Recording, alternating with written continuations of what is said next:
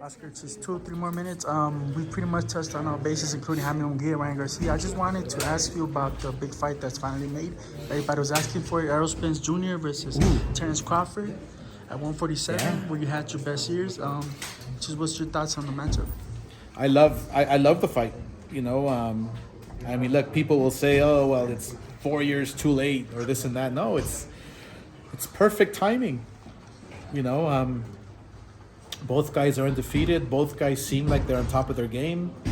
Both guys are hard workers. Finally, the best is fighting the best at welterweight, which makes me very happy. Mm-hmm. Do you favor either of them going into? Yeah, I do favor Crawford. I mean, but that's my personal opinion. Just by styles. Errol Spence was under Golden Boy for many years, and we promoted most of his early fights. And his one-dimensional style obviously has been working for him till this day. But I think that Crawford can maybe dissect him slowly but surely, because Crawford's arsenal is much more extensive. He's got more versatility. Yeah, more versatile. He's got great footwork. He's got the punches and bunches.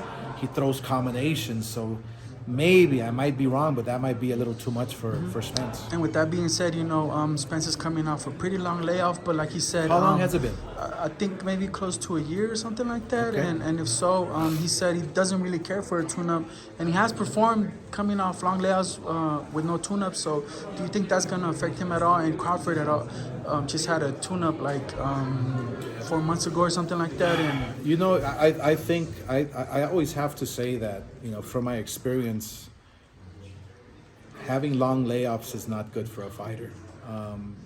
Look at what happened with Ryan. He didn't take a tune-up.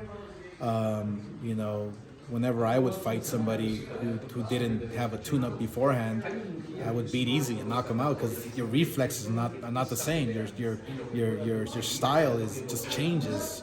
Your timing and punches are not there. I think it's going to make a big difference. I really do. I think fighters have to stay active. Fighters have to stay fighting and fight regular. Last thing, where does this fight fall along amongst all the great welterweight fights we had in the history of boxing, from Leonard to Hearns, yourself versus Trinidad? And where do you think this fight's going to fall? What kind of action do you expect? I think if this fight took place 5 years ago, it would have been up there in the top 5. I would give it top 6. They're still undefeeted. They're still the best in our era. Expect good action in the welterweight division. Yeah, I think that Crawford's going to press the action, and Errol Spence is not going to back down. So it should be a good fight. Cool. Thank you guys. Appreciate the time.